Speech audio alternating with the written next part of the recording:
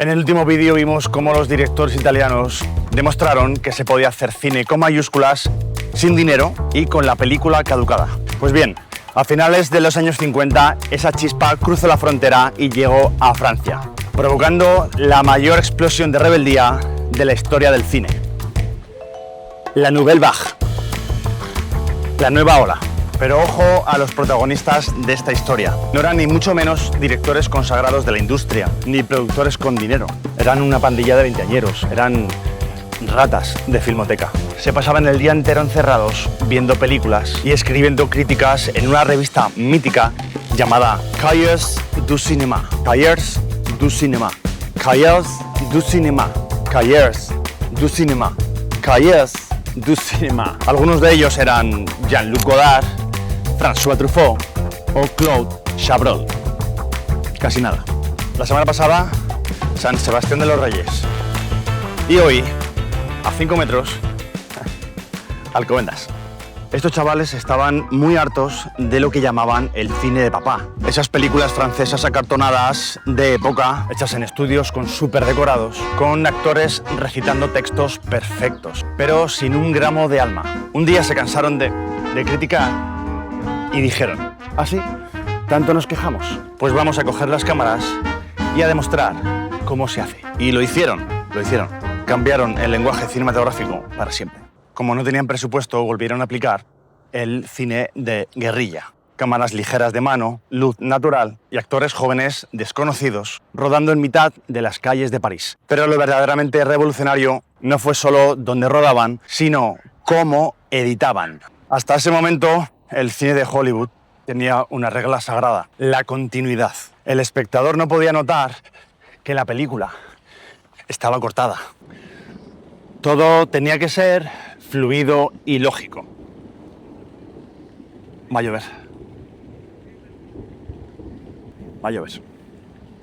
Pues los franceses llegaron y dijeron, de eso nada, monada. Queremos que el espectador sepa en todo momento que está viendo una película. Y aquí hay dos conceptos fundamentales que le debemos a esta época y que cambiaron nuestra forma de entender el oficio. El primero de ellos es la teoría del autor. Truffaut defendía que el director no era un mero empleado que ponía la cámara donde le mandaban. El director es el autor absoluto de la obra, al igual que un escritor lo es a su novela. Su estilo y su alma tienen que verse en cada plano. Claro, y gracias a esto, hoy en día vemos a directores como Quentin Tarantino, Christopher Nolan o Martin Scorsese como auténticos y absolutos autores de su obra.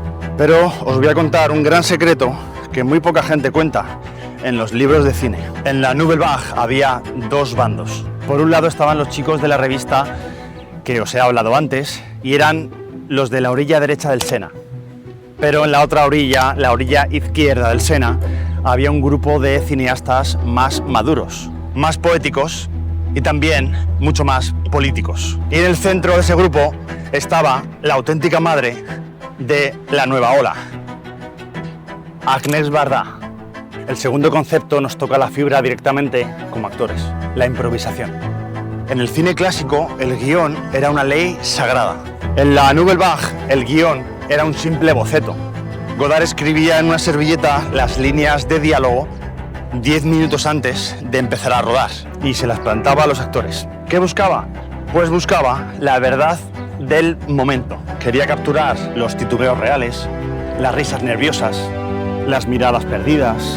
Los actores ya no tenían que parecer estatuas perfectas. Tenían que parecer, pues lo que eran, personas reales de cualquier calle de París. Mientras los chicos jugaban a imitar las películas de gángsters americanas, Agnès Varda rodó en el año 1962 una obra maestra absoluta, Cleo de 5 a 7. La película narra, casi en tiempo real, las 2 horas en la vida de una cantante pop mientras espera los resultados de una prueba de cáncer. Es un análisis psicológico brutal sobre la vanidad, la belleza y el miedo a la muerte.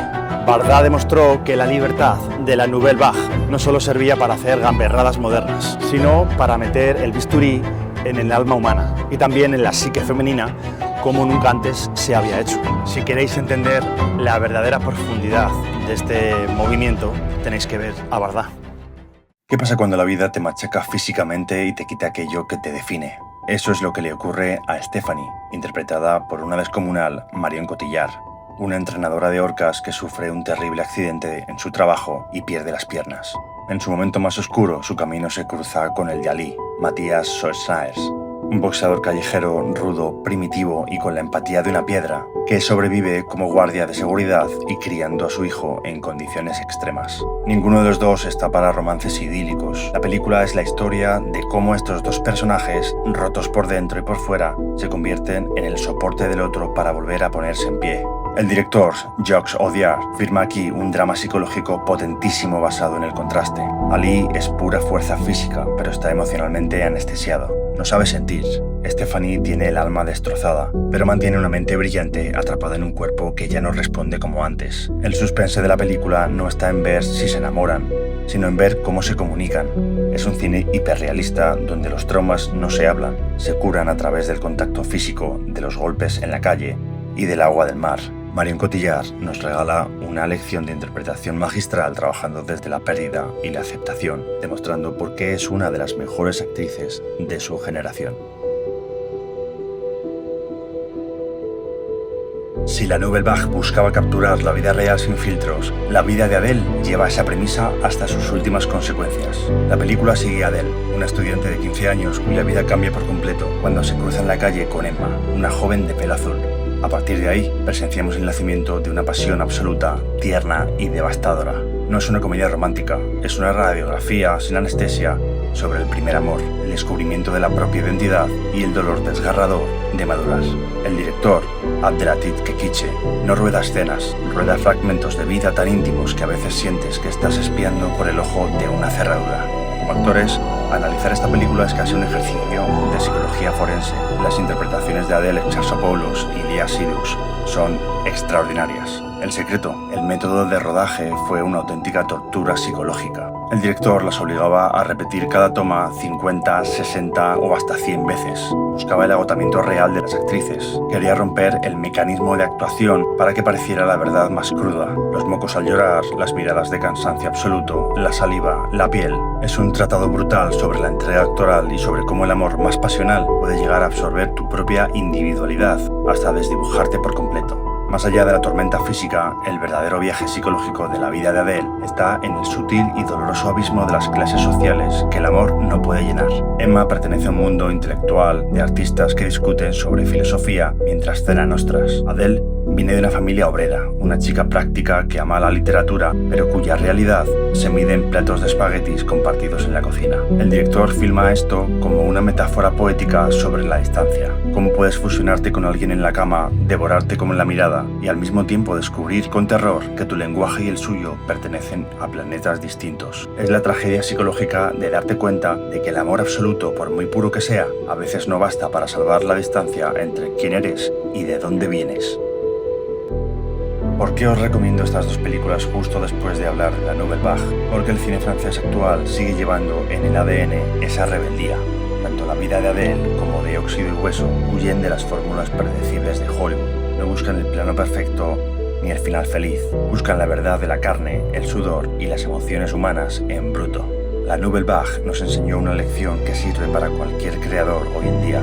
Las reglas del cine no están escritas en piedra, están para aprenderlas, dominarlas y luego romperlas en 1000 pedazos si con eso consigues contar tu verdad. Por un lado, Los 400 golpes de Truffaut en el año 1959 es una película profundamente poética, lírica y autobiográfica. Cuenta la infancia rota de un niño incomprendido en un París gris. El plano final de esta película os va a congelar el corazón. Es pura emoción. Y por el otro lado, al final de La escapada de Godard en el año 1960, es todo lo contrario. Es gamberra, es rápida, llena de jazz, con un Jean-Paul Belmondo que interpreta a un delincuente que imita a Humphrey Bogart y que rompe constantemente la cuarta pared para mirarte fijamente a los ojos a través del objetivo y hablarte a ti directamente. Te desafía. El impacto de estos jóvenes fue tan bestia que el Hollywood de los 70 de Scorsese, Coppola o Spielberg directamente no existiría si no hubieran visto antes a estos rebeldes franceses. Gracias por haber llegado hasta aquí, espero que os haya gustado la historia del cine en este capítulo y las películas que os he recomendado. Y como siempre, tú y yo nos vemos en un parpadeo.